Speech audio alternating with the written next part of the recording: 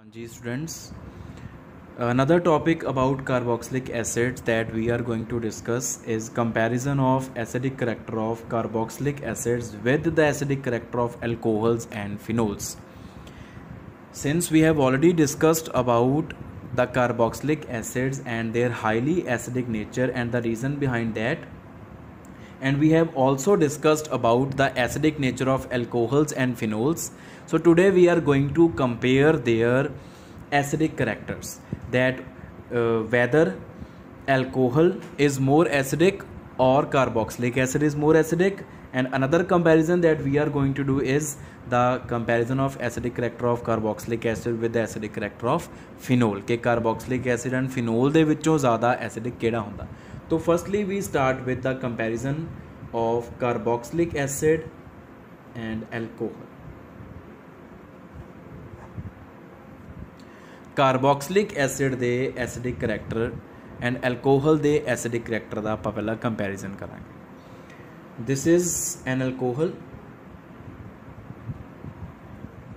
which dissociates as RO negative plus H positive. This is alkoxy ion या alkoxide ion, ठीक है. And this is carboxylic acid which dissociates as RCOO negative plus H positive, and this is carboxylate ion.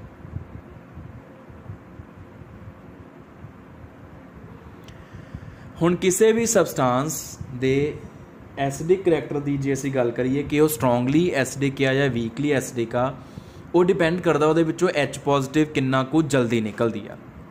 ਅਗਰ molecule 'ਚੋਂ H positive ਜਲਦੀ ਨਿਕਲ ਰਹੀ ਹੈ ਤਾਂ ਮਤਲਬ ਉਹ ਸਟਰੋਂਗਲੀ ਐਸਿਡਿਕ ਆ। ਜੇ ਉਹਦੇ 'ਚੋਂ ਹਾਈਡਰੋਨੀਅਮ ਆਇਨ ਜਾਂ ਪ੍ਰੋਟੋਨ H ਪੋਜ਼ਿਟਿਵ ਹੌਲੀ ਹੌਲੀ ਨਿਕਲਦਾ ਇਹਦਾ ਮਤਲਬ ਉਹ ਵੀਕਲੀ ਐਸਿਡਿਕ ਆ, ਇਟ ਇਜ਼ ਲੈਸ ਐਸਿਡਿਕ।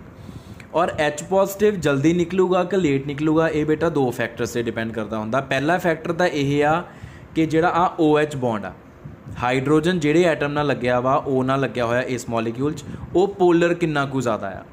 ਜੇ ਉਹ ਜ਼ਿਆਦਾ ਪੋਲਰ ਹੋਏਗਾ ਤਾਂ ਉਹਦੇ 'ਚੋਂ H ਪੋਜ਼ਿਟਿਵ ਜਲਦੀ ਨਿਕਲੇਗਾ, ਜੇ ਉਹ ਲੈਸ ਪੋਲਰ ਹੋਏਗਾ ਤਾਂ ਉਹ 'ਚੋਂ H ਪੋਜ਼ਿਟਿਵ ਹੌਲੀ ਹੌਲੀ ਨਿਕਲੇਗਾ। ਅਤੇ ਦੂਸਰਾ ਜਿਹੜਾ ਅਸੀਂ ਇੱਕ ਆਸਪੈਕਟ ਡਿਸਕਸ ਕਰ ਸਕਦੇ ਹਾਂ H ਪੋਜ਼ਿਟਿਵ ਦੇ ਜਲਦੀ ਨਿਕਲਣ ਦਾ, ਉਹ ਇਹ ਆ ਕਿ H ਪੋਜ਼ਿਟਿਵ ਨਿਕਲਣ ਤੋਂ ਬਾਅਦ ਜਿਹੜਾ ਪਿੱਛੇ ਆਇਨ ਬਚਦਾ ਆ ਉਹ ਕਿੰਨਾ ਕੁ ਸਟੇਬਲ ਆ। ਅਗਰ ਕਾਊਂਟਰ ਆਇਨ, ਇਹਨੂੰ ਅਸੀਂ ਕਾਊਂਟਰ ਆਇਨ ਜਾਂ ਕਾਊਂਟਰ ਐਨਾਇਨ ਕਹਿ ਦਿੰਦੇ ਹਾਂ, after the removal of H positive from N acid, ਜਿਹੜਾ ਪਿੱਛੇ ਬਚਿਆ ਕਾਊਂਟਰ ਆਇਨ ਆ ਜਿਹਨੂੰ ਕੰਜੂਗੇਟ ਬੇਸ ਵੀ ਕਹਿ ਦਿੰਦੇ ਆ, ਉਹ ਕਿੰਨਾ ਕੁ ਸਟੇਬਲ ਆ। ਅਗਰ ਉਹ ਜ਼ਿਆਦਾ ਸਟੇਬਲ ਆ ਤਾਂ ਅਸੀਂ ਕਹਿੰਦੇ ਹਾਂ ਕਿ ਮੋਲੀਕਿਊਲ ਦੇ ਵਿੱਚੋਂ ਜਾਂ ਐਸਿਡ ਦੇ ਵਿੱਚੋਂ H ਪੋਜ਼ਿਟਿਵ ਬਹੁਤ ਜਲਦੀ ਨਿਕਲੂਗਾ। ਅਤੇ ਅਗਰ ਜਿਹੜਾ ਆ ਕਾਊਂਟਰ ਐਨਾਇਨ ਆ ਜਾਂ ਕੰਜੂਗੇਟ ਬੇਸ ਆ, ਅਗਰ ਉਹ ਲੈਸ ਸਟੇਬਲ ਆ ਤਾਂ ਅਸੀਂ ਕਹਿੰਦੇ ਹਾਂ ਕਿ ਜਿਹੜਾ ਐਸਿਡ ਆ ਉਹ ਲੈਸ ਐਸਿਡਿਕ ਹੋਏਗਾ। ਤੋ ਕਾਊਂਟਰ ਐਨਾਇਨ ਜਾਂ ਕੰਜੂਗੇਟ ਬੇਸ ਦੀ ਸਟੇਬਿਲਿਟੀ 'ਤੇ ਵੀ ਡਿਪੈਂਡ ਕਰੂਗਾ ਕਿ H ਪੋਜ਼ਿਟਿਵ ਕਿੰਨੀ ਕੁ ਜਲਦੀ ਨਿਕਲੂਗਾ ਅਤੇ ਐਸਿਡਿਕ ਨੇਚਰ ਕਿੰਨੀ ਕੁ ਜ਼ਿਆਦਾ ਆ ਅਤੇ ਕਿੰਨੀ ਕੁ ਘੱਟ ਆ ਐਸਿਡ ਦੀ। ਹੁਣ ਆਪਾਂ ਦੋਨੋਂ ਤਰੀਕੇ ਨਾਲ ਡਿਸਕਸ ਕਰ ਸਕਦੇ ਹਾਂ। ਪਹਿਲਾਂ ਅਗਰ ਆਪਾਂ ਐਲਕੋਹਲ ਦੀ ਗੱਲ ਕਰੀਏ ਤਾਂ ਜਿਹੜਾ ਆਕਸੀਜਨ ਆ ਉਹ ਇਲੈਕਟ੍ਰੋਨੈਗੇਟਿਵ ਹੋਣ ਕਰਕੇ ਹਾਈਡਰੋਜਨ ਤੋਂ ਇਲੈਕਟ੍ਰੋਨਸ ਆਪਣੇ ਵੱਲ ਖਿੱਚਦਾ, ਜਿਹਦੇ ਕਰਕੇ ਹਾਈਡਰੋਜਨ 'ਤੇ ਪਾਰਸ਼ੀਅਲ ਪੋਜ਼ਿਟਿਵ ਚਾਰਜ ਆ ਜਾਂਦਾ, ਠੀਕ ਹੈ। ਆਕਸੀਜਨ ਨੂੰ ਇਲੈਕਟ੍ਰੋਨੈਗੇਟਿਵ ਹੋਣ ਕਰਕੇ ਇਲੈਕਟ੍ਰੋਨਸ ਚਾਹੀਦੇ ਆ। ਇਹਦੇ ਵਿੱਚ ਆਕਸੀਜਨ ਦੇ ਉੱਪਰ R ਲੱਗਿਆ, R is alkyl group which is an electron releasing group. ਤੋ ਇਲੈਕਟ੍ਰੋਨ ਰਿਲੀਜ਼ਿੰਗ ਗਰੁੱਪ ਹੋਣ ਕਰਕੇ R ਆਕਸੀਜਨ ਨੂੰ ਇਲੈਕਟ੍ਰੋਨ ਸਪਲਾਈ ਕਰ ਦਿੰਦਾ, ਜਿਹਦੇ ਕਰਕੇ ਆਕਸੀਜਨ ਦੀ ਜਿਹੜੀ ਇਲੈਕਟ੍ਰੋਨਸ ਨੂੰ ਲੈ ਕੇ ਹੰਗਰ ਆ ਉਹ R ਤੋਂ ਪੂਰੀ ਹੋ ਰਹੀ ਹੈ। ਇਸ ਕਰਕੇ ਉਹ ਹਾਈਡਰੋਜਨ ਤੋਂ ਜ਼ਿਆਦਾ ਇਲੈਕਟ੍ਰੋਨ ਡੈਂਸਿਟੀ ਨਹੀਂ ਵਿਦਡਰੋ ਕਰਦਾ, ਨਹੀਂ ਅਟਰੈਕਟ ਕਰਦਾ, ਜਿਹਦੇ ਕਰਕੇ ਆਹ ਵਾਲਾ ਬੌਂਡ ਲੈਸ ਪੋਲਰ ਤਾਂ ਹੈ ਪਰ ਇੰਨਾ ਜ਼ਿਆਦਾ ਪੋਲਰ ਨਹੀਂ ਹੈਗਾ। ਅਗਰ ਇਹ ਇੰਨਾ ਜ਼ਿਆਦਾ ਪੋਲਰ ਨਹੀਂ ਹੈਗਾ ਤਾਂ ਡੈਫੀਨੇਟਲੀ ਇਹਦੇ 'ਚੋਂ ਫਿਰ H ਪੋਜ਼ਿਟਿਵ ਜਲਦੀ ਨਹੀਂ ਨਿਕਲੂਗਾ। ਅਗਰ ਐਲਕੋਹਲ ਦੇ ਵਿੱਚੋਂ H ਪੋਜ਼ਿਟਿਵ ਜਲਦੀ ਨਹੀਂ ਨਿਕਲ ਰਿਹਾ, ਇਹਦਾ ਮਤਲਬ ਕੀ ਹੈ, ਐਲਕੋਹਲ ਇਜ਼ ਲੈਸ ਐਸਿਡਿਕ, ਠੀਕ ਹੈ।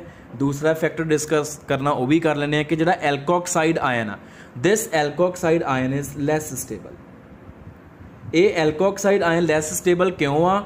ਕਿਉਂਕਿ ਜਿਹੜੇ ਆਕਸੀਜਨ 'ਤੇ ਨੈਗੇਟਿਵ ਚਾਰਜ ਆਇਆ ਵਾ ਉਹਦੇ ਉੱਪਰ R ਲੱਗਿਆ, ਅਤੇ R ਇਲੈਕਟ੍ਰੋਨ ਰਿਲੀਜ਼ਿੰਗ ਹੋਣ ਕਰਕੇ ਆਕਸੀਜਨ ਨੂੰ ਇਲੈਕਟ੍ਰੋਨ ਦੇ ਰਿਹਾ। ਹੁਣ ਆਕਸੀਜਨ 'ਤੇ ਆਲਰੇਡੀ ਨੈਗੇਟਿਵ ਚਾਰਜ ਆ, R ਤੋਂ ਇਲੈਕਟ੍ਰੋਨ ਦੀ ਸਪਲਾਈ ਆ ਰਹੀ ਹੈ ਪਿੱਛੋਂ, ਜਿਹਦੇ ਕਰਕੇ ਆਕਸੀਜਨ 'ਤੇ ਨੈਗੇਟਿਵ ਚਾਰਜ ਇਨਕਰੀਜ਼ ਕਰ ਰਿਹਾ। ਇਹਨੂੰ ਅਸੀਂ ਬੋਲਦੇ ਆ ਇੰਟੈਂਸੀਫਿਕੇਸ਼ਨ ਆਫ ਚਾਰਜ ਵਿਚ provides instability to the ion और मॉलिक्यूल। तो आर जिहड़ा आ वो नैगेटिव चार्ज नू अनस्टेबल कर रहा है, जिहदे करके असीं कहने आ कि alkoxide ion is very less stable. ये याद रखियो हमेशा, electron releasing groups they provide unstability to negative charges, ठीक है, due to intensification of charge. जे आपां कार्बोक्सिलिक एसिड की गल करिए तो ये जिहड़ा ऑक्सीजन आ, ये ऑक्सीजन दे नाल लग्या कार्बोनिल ग्रुप, तो कार्बोनिल ग्रुप एक इलैक्ट्रॉन विदड्रॉइंग ग्रुप आ। इलैक्ट्रॉन विदड्रॉइंग ग्रुप होने करके ये की करता आ, ये ऑक्सीजन तो इलैक्ट्रॉन डेंसिटी नू अपने वाल विदड्रॉ कर लैंदा। तो ऑक्सीजन तो पहले इलैक्ट्रोनैगेटिव आ, तो उहदे ते होर इलैक्ट्रॉन की कमी आ गई, तो फिर वो अपने इलैक्ट्रॉन की कमी किद्दां पूरी करता, हाइड्रोजन तो होर इलैक्ट्रॉन खिंच के, जिहदे करके this OH bond is highly polar. तो अगर OH bond is highly polar तो it will break very very easily. तो कार्बोक्सिलिक एसिड के मॉलीक्यूल चो H पॉजिटिव बहुत ईजिली रिलीज़ हो जाता, जिहदे करके असीं कहने कार्बोक्सिलिक एसिड का मॉलीक्यूल ज़्यादा एसिडिक आ। मोर ओवर जिहड़ा कार्बोक्सिलेट आयन बनया वा इट इज़ हाईली स्टेबल। ये क्यों हाईली स्टेबल आ, ये आपां डिस्कस कर चुके हैं, ड्यू टू रेजोनेंस। ये रेजोनेंस हो जाती है, जिहदे करके बहुत स्टेबल आ। तो जिहदा कंजुगेट बेस बहुत स्टेबल होवे, काउंटर एनायन बहुत स्टेबल होवे H पॉजिटिव निकलन तो बाद, वो वाला एसिड फिर हाईली एसिडिक हुंदा। तो फिर कार्बोक्सिलिक एसिड ते एल्कोहल के कंपैरिजन दे विच असीं ये देखते हैं कि carboxylic acids are more acidic, उन्हां दा एसिडिक करैक्टर ज़्यादा हुंदा है, एसिडिक स्ट्रेंथ ज़्यादा हुंदी है। नैक्सट कंपैरिजन जिहड़ा असीं कर सकते हैं वो है बेटा कार्बोक्सिलिक एसिड एंड फिनोल।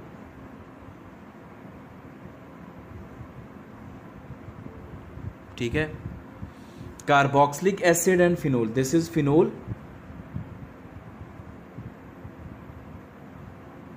ठीक है, when it breaks it gives H positive and conjugate base is phenoxide ion.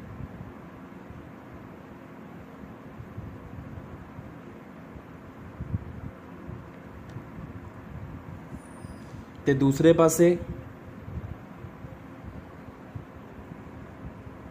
Carboxylic acid वो सानू दिंदा वा carboxylate ion.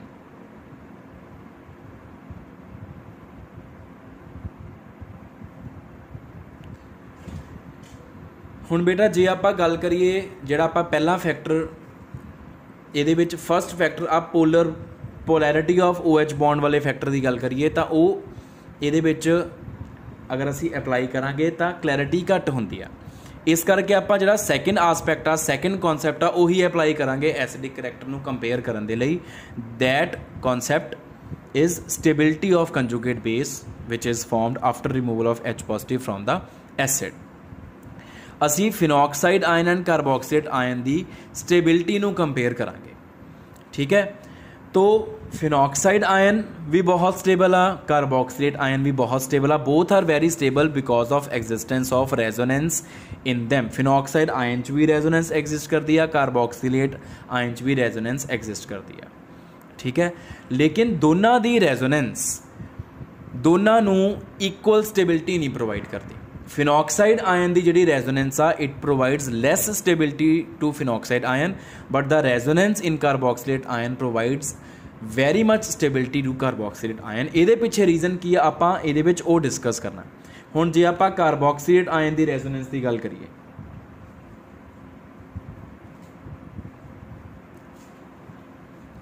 If we talk about resonance in carboxylate ion तो वो आप लास्ट टाइम भी डिस्कस की थी, that is RCOO negative carbonyl group जिहड़ा वा this being electron withdrawing group having -R effect, O तो इलैक्ट्रॉन लेगा, पाई बॉन्ड टुट जाएगा तो आ चीज़ आ जू साडे कोल। हुण इहदियां दो ही आ साडे कोल रेजोनेटिंग स्ट्रक्चर्स, और दोनों रेजोनेटिंग स्ट्रक्चर्स दे विच तुसीं की देख रहे हैं that negative charge is only upon oxygen। Negative charge सिर्फ ऑक्सीजन ते ही आंदा है, ठीक है। ਤੇ ਜੇ ਆਪਾਂ ਫਿਨੋਕਸਾਈਡ ਆਇਨ ਦੀ ਰੈਜ਼ੋਨੈਂਸ ਦੀ ਗੱਲ ਕਰੀਏ,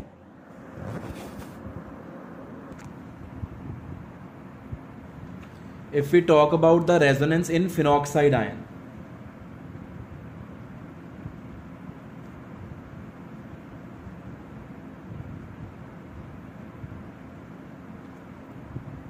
ਤਾਂ ਆ ਦੇਖੋ ਆ ਹੈ ਸਾਡੇ ਕੋਲ ਫਿਨੋਕਸਾਈਡ ਆਇਨ,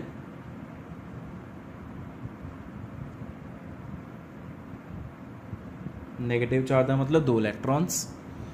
ਹੁਣ ਰੈਜ਼ੋਨੈਂਸ ਕਿੱਦਾਂ ਸਟਾਰਟ ਹੋਣੀ ਆ, ਹਮੇਸ਼ਾ ਲੇਮੈਨ ਲੈਂਗੁਏਜ ਤੁਹਾਨੂੰ ਮੈਂ ਕਿੱਦਾਂ ਸਮਝਾਉਣਾ ਹੁੰਦਾ ਕਿ ਆਕਸੀਜਨ ਇਸ ਇਲੈਕਟ੍ਰੋਨ ਪੇਅਰ ਨੂੰ ਲੈ ਕੇ ਥੱਕ ਚੁੱਕਿਆ ਵਾ, ਉਹਨੇ ਇਸ ਆਕਸੀਜਨ ਨੇ ਨੈਗੇਟਿਵ ਚਾਰਜ ਵਾਲੇ 2 ਇਲੈਕਟ੍ਰੋਨ ਲੈ ਕੇ ਇਟ ਇਜ਼ ਟਾਇਰਡ, ਉਹਨੇ ਇਸ ਕਾਰਬਨ ਨੂੰ ਪੁੱਛਿਆ, ਆਹ ਵਾਲੀ ਕਾਰਬਨ ਨੂੰ, ਕਿ ਕਾਰਬਨ ਮੈਂ ਇਲੈਕਟ੍ਰੋਨਸ ਲੈ ਕੇ ਬੋਝ ਚੱਕ ਕੇ ਥੱਕ ਚੁੱਕਿਆ ਵਾਂ, ਕੀ ਮੈਂ ਥੋੜ੍ਹੀ ਦੇਰ ਲਈ ਤੇਰੇ ਨਾਲ ਸ਼ੇਅਰ ਕਰ ਲਾਂ ਇਲੈਕਟ੍ਰੋਨਸ, ਆਪਣਾ ਇੱਕ ਨਵਾਂ ਬੌਂਡ ਬਣ ਜੂ।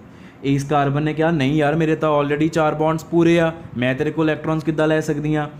ਤਾਂ ਫਿਰ ਆਕਸੀਜਨ ਨੇ ਕਿਹਾ ਕਿ ਤੂੰ ਆਪਣਾ ਆਹ ਵਾਲਾ ਪਾਈ ਬੌਂਡ ਤੋੜ ਲੈ, ਉਹ ਤਾਂ ਵੀਕ ਬੌਂਡ ਹੀ ਆ। ਤਾਂ ਫਿਰ ਇਸ ਕਾਰਬਨ ਨੇ ਆਕਸੀਜਨ ਨੂੰ ਕਿਹਾ ਕਿ ਰੁਕ ਜਾ, ਮੈਂ ਇਸ ਕਾਰਬਨ ਤੋਂ ਪੁੱਛ ਕੇ ਆਨੀ ਹਾਂ ਕਿ ਮੈਂ ਬੌਂਡ ਤੋੜ ਲਵਾਂ। ਤਾਂ ਇਸ ਕਾਰਬਨ ਨੇ ਇਸ ਕਾਰਬਨ ਨੂੰ ਪੁੱਛਿਆ ਵੀ ਮੈਂ ਪਾਈ ਬੌਂਡ ਤੋੜ ਲਵਾਂ, ਪਾਈ ਬੌਂਡ ਵਾਲੇ 2 ਇਲੈਕਟ੍ਰੋਨ ਤੂੰ ਰੱਖ ਲਾ ਥੋੜ੍ਹੀ ਦੇਰ ਲਈ, ਮੈਂ ਆਕਸੀਜਨ ਦਾ ਭਾਰ ਹਲਕਾ ਕਰਨਾ, ਉਹਦੇ ਇਲੈਕਟ੍ਰੋਨਸ ਨੂੰ ਸ਼ੇਅਰ ਕਰਨਾ। ਤਾਂ ਇਸ ਕਾਰਬਨ ਨੇ ਕਿਹਾ ਚੱਲ ਠੀਕ ਆ ਯਾਰ, ਕੋਈ ਨਾ, ਵੀ ਉਹ ਆਕਸੀਜਨ ਵੀ ਤਾਂ ਹੁਣ ਆਪਣੇ ਨਾਲ ਬੌਂਡਡ ਆ, ਉਹ ਵੀ ਆਪਣਾ ਯਾਰ ਦੋਸਤ ਹੀ ਆ, ਤੂੰ ਉਹਦੇ ਨਾਲ ਇਲੈਕਟ੍ਰੋਨ ਸ਼ੇਅਰ ਕਰ ਲਾ, ਮੈਂ ਥੋੜ੍ਹੀ ਦੇਰ ਲਈ ਆਹ ਵਾਲੇ ਬੌਂਡਸ ਆਪਣੇ ਉੱਪਰ ਲੈ ਲੈਂਦੀ ਹਾਂ, ਆਹ ਵਾਲੇ ਇਲੈਕਟ੍ਰੋਨਸ। ਤਾਂ ਉਹੀ ਚੀਜ਼ ਹੋਈ, ਆਹ ਇਲੈਕਟ੍ਰੋਨਸ ਇਹਨਾਂ ਦੋਨਾਂ ਨੇ ਸ਼ੇਅਰ ਕਰ ਲਏ, ਆਹ ਬੌਂਡ ਟੁੱਟ ਗਿਆ ਅਤੇ ਦੋਨੋਂ ਇਲੈਕਟ੍ਰੋਨ ਕਾਰਬਨ 'ਤੇ ਆ ਗਏ। ਐਰੋ ਨੂੰ ਸਮਝਣ ਦੀ ਕੋਸ਼ਿਸ਼ ਕਰੋ, ਰੈਜ਼ੋਨੈਂਸ ਸਟਾਰਟ ਹੋ ਗਈ, ਇੱਥੇ ਆ ਗਿਆ ਡਬਲ ਬੌਂਡ, ਇੱਥੇ ਆ ਗਿਆ ਨੈਗੇਟਿਵ ਚਾਰਜ ਵਿਦ 2 ਇਲੈਕਟ੍ਰੋਨਸ। ਫਿਰ ਸੇਮ ਸਟੋਰੀ ਅੱਗੇ ਚੱਲਣੀ ਆ, ਹੁਣ ਇਸ ਕਾਰਬਨ ਨੇ ਥੱਕ ਜਾਣਾ, ਠੀਕ ਹੈ। ਇਸ ਕਾਰਬਨ ਨੇ ਇਸ ਕਾਰਬਨ ਨੂੰ ਵਾਪਸ ਪੁੱਛਿਆ ਵੀ ਮੈਂ ਹੁਣ ਥੱਕ ਗਈ ਹਾਂ, ਇਲੈਕਟ੍ਰੋਨ ਵਾਪਸ ਆਪਾਂ ਸ਼ੇਅਰ ਕਰ ਲਈਏ। ਇਸ ਕਾਰਬਨ ਨੇ ਕਿਹਾ ਵੀ ਚੱਲ ਤੂੰ ਅਗਲੀ ਕਾਰਬਨ ਨੂੰ ਪੁੱਛ ਲਾ, ਥੋੜ੍ਹੀ ਦੇਰ ਮੈਂ ਆਕਸੀਜਨ ਦੇ ਇਲੈਕਟ੍ਰੋਨ ਹਲੇ ਸ਼ੇਅਰ ਕੀਤੇ ਹੋਏ ਆ। ਫਿਰ ਇਸ ਕਾਰਬਨ ਨੇ ਇਹਨੂੰ ਪੁੱਛਿਆ, ਇਹਨੇ ਇਹ ਤੋਂ ਪਰਮਿਸ਼ਨ ਲਈ, ਇਹਨੇ ਯੈਸ ਕਰਤੀ, ਫਿਰ ਹੁਣ ਇਹ 2 ਇਲੈਕਟ੍ਰੋਨਸ ਇੱਥੇ ਆ ਗਏ, ਆਹ ਵਾਲਾ ਬੌਂਡ ਟੁੱਟ ਗਿਆ, ਉਹ ਇਲੈਕਟ੍ਰੋਨਸ ਇਹਨੇ ਕੈਰੀ ਕਰ ਲਏ। ਸੇਮ ਉਸੇ ਤਰੀਕੇ ਦੇ ਨਾਲ ਹੀ ਰੈਜ਼ੋਨੈਂਸ ਹੁਣ ਅੱਗੇ ਦੀ ਅੱਗੇ ਚੱਲ ਪਈ ਹੈ। ਹੁਣ ਅੱਗੋਂ ਇਹ ਕਾਰਬਨ ਥੱਕ ਗਈ, ਇਹਨੇ ਅਗਲੀ ਕਾਰਬਨ ਨੂੰ ਪੁੱਛਿਆ, ਉਹਨੇ ਅਗਲੀ ਤੋਂ ਪਰਮਿਸ਼ਨ ਲਈ, ਇਹਨਾਂ ਨੇ ਸ਼ੇਅਰ ਕਰ ਲਏ ਇਲੈਕਟ੍ਰੋਨਸ।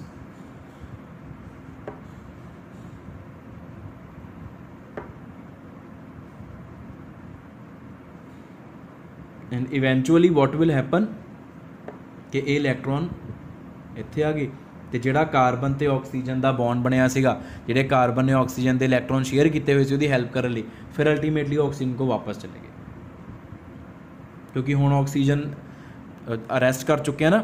ਤਾਂ ਅਰੈਸਟ ਕਰਨ ਤੋਂ ਬਾਅਦ ਹੁਣ ਉਹਨੇ ਆਪਣੇ ਇਲੈਕਟ੍ਰੋਨ ਵਾਪਸ ਲੈ ਲਏ, ਤਾਂ ਅਗੇਨ ਉਹਦੇ ਉੱਪਰ ਨੈਗੇਟਿਵ ਚਾਰਜ ਆ ਗਿਆ। ਹੁਣ ਰਾਜੇ ਇਹ 5 ਰੈਜ਼ੋਨੇਟਿੰਗ ਸਟਰਕਚਰਸ ਬਣੀਆਂ ਸਾਡੇ ਕੋਲ ਫਿਨੋਕਸਾਈਡ ਆਇਨ ਦੀਆਂ। ਹੁਣ ਤੁਸੀਂ ਸੋਚੋਗੇ ਕਿ 5 ਰੈਜ਼ੋਨੇਟਿੰਗ ਸਟਰਕਚਰ ਅਤੇ ਕਾਰਬੋਕਸੀਲੇਟ ਆਇਨ ਦੀਆਂ ਸਿਰਫ 2 ਰੈਜ਼ੋਨੇਟਿੰਗ ਸਟਰਕਚਰ, ਅਤੇ ਅਸੀਂ ਤਾਂ ਪੜ੍ਹਦੇ ਹੁੰਦੇ ਹਾਂ more is the number of resonating structure, more is the stability. But resonance ਦੀਆਂ ਹੋਰ ਵੀ ਬਹੁਤ ਸਾਰੀਆਂ ਕੰਡੀਸ਼ਨਸ ਹੁੰਦੀਆਂ ਜਿਹੜੀਆਂ ਕਿ ਫੁੱਲਫਿਲ ਹੋਣੀਆਂ ਬਹੁਤ ਜ਼ਰੂਰੀ ਆ। ਤਾਂ ਉਹਨਾਂ ਕੰਡੀਸ਼ਨਸ 'ਚੋਂ ਇੱਕ ਕੰਡੀਸ਼ਨ ਇਹ ਆ ਕਿ ਉਹ ਵਾਲੀ ਰੈਜ਼ੋਨੈਂਸ ਮੋਲੀਕਿਊਲ ਨੂੰ ਸਟੇਬਿਲਿਟੀ ਪ੍ਰੋਵਾਈਡ ਕਰਦੀ ਆ ਜਿਹੜੀ ਰੈਜ਼ੋਨੈਂਸ ਦੇ ਵਿੱਚ ਨੈਗੇਟਿਵ ਚਾਰਜ ਸਿਰਫ ਇਲੈਕਟ੍ਰੋਨੈਗੇਟਿਵ ਐਟਮ ਦੇ ਉੱਪਰ ਹੋਵੇ। ਅਤੇ ਫਿਨੋਕਸਾਈਡ ਆਇਨ ਦੇ ਵਿੱਚ ਤੁਸੀਂ ਦੇਖ ਸਕਦੇ ਹੋ ਸਟਰਕਚਰ ਨੰਬਰ 2, 3 ਐਂਡ 4, ਇਹ 5 ਦੇ ਵਿੱਚੋਂ 3 ਸਟਰਕਚਰਸ ਤਾਂ ਐਸੀਆਂ ਹੀ ਆ ਜਿਨ੍ਹਾਂ ਦੇ ਵਿੱਚ ਨੈਗੇਟਿਵ ਚਾਰਜ ਕਾਰਬਨ ਦੇ ਉੱਪਰ ਆ, ਅਤੇ oxygen is electronegative atom, oxygen ਦੇ ਹੁੰਦਿਆਂ ਹੋਇਆਂ ਨੈਗੇਟਿਵ ਚਾਰਜ ਕਾਰਬਨ ਦੇ ਉੱਪਰ ਆ। ਤਾਂ ਇਹਦਾ ਮਤਲਬ ਇਹਨਾਂ ਸਟਰਕਚਰ ਦੀ ਕੰਟਰੀਬਿਊਸ਼ਨ ਬਹੁਤ ਘੱਟ ਹੋਏਗੀ, ਕੰਟਰੀਬਿਊਸ਼ਨ ਕਿਸ ਚੀਜ਼ ਨੂੰ, ਸਟੇਬਿਲਿਟੀ ਨੂੰ। तो ड्यू टू दिस रीजन कि in phenoxide ion negative charge is spread over oxygen as well as carbon, since carbon is not electronegative atom तो नैगेटिव चार्ज ਉਹਦੇ ਉੱਪਰ ਆਇਆ ਤੇ according to the resonance rules ਇਹ structures stability ਨੂੰ contribute ਨਹੀਂ ਕਰਨਗੇ, ਜਿਹਦੇ ਕਰਕੇ ਅਸੀਂ ਕਹਿੰਦੇ ਹਾਂ ਕਿ ਫਿਨੋਕਸਾਈਡ ਆਇਨ ਦੀ ਸਟੇਬਿਲਿਟੀ ਕਾਰਬੋਕਸੀਲੇਟ ਆਇਨ ਦੇ ਮੁਕਾਬਲੇ ਬਹੁਤ ਘੱਟ ਹੁੰਦੀ ਹੈ। तो वापस उसे पॉइंट पे आ जाइए कि phenoxide ion therefore is comparatively less stable and carboxylate ion is comparatively more stable. तो अगर कार्बोक्सीलेट आयन ज़्यादा स्टेबल आए दा मतलब कार्बोक्सिलिक एसिड चो H+ जल्दी निकलेगा, तो फिनोल दे विचों H+ घट लेट निकलेगा because phenoxide ion is less stable. तो जेडे मॉलीक्यूल चो H+ जल्दी निकले फिर वो ज़्यादा स्ट्रॉन्ग एसिड होंदा, जिहदे चो लेट निकले वो लैस स्ट्रॉन्ग एसिड या वीक एसिड होंदा। तो कंपैरिजन का सिट्टा की निकलिया कि carboxylic acid is more acidic than phenol. एक कंक्लूजन असी ड्रॉ करते हैं, carboxylic acid is more acidic than alcohol as well as phenol both. So this is all about the comparison of acidity of carboxylic acid and alcohols and phenols. Thank you.